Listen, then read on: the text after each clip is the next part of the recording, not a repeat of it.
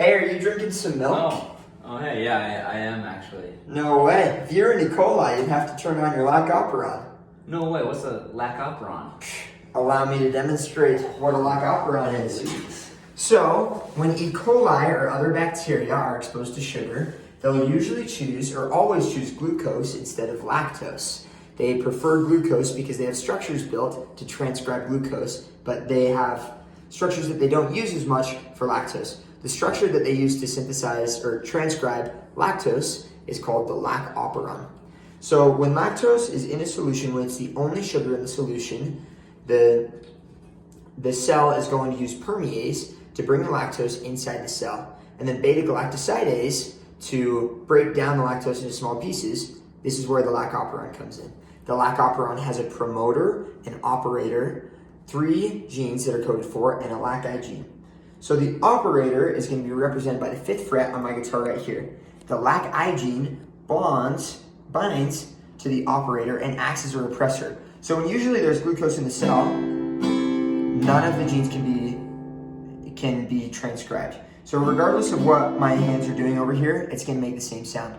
But when there's only lactose in a solution, allolactose is going to come in and take off the LAC-I gene. After that, the RNA polymerase is going to want to bind to the promoter, but the RNA polymerase has something in its way. Because, well, not anything in its way, but the RNA polymerase can't see or it can't bind to the promoter very well because it's not a very good promoter. This is demonstrated with the blindfold. I can't really see the fretboard, so it's hard to make chords.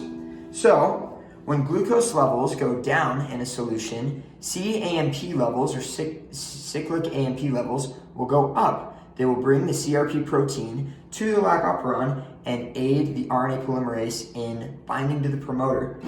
So the transcription can take place. These 3 chords represent 3 genes that are transcribed.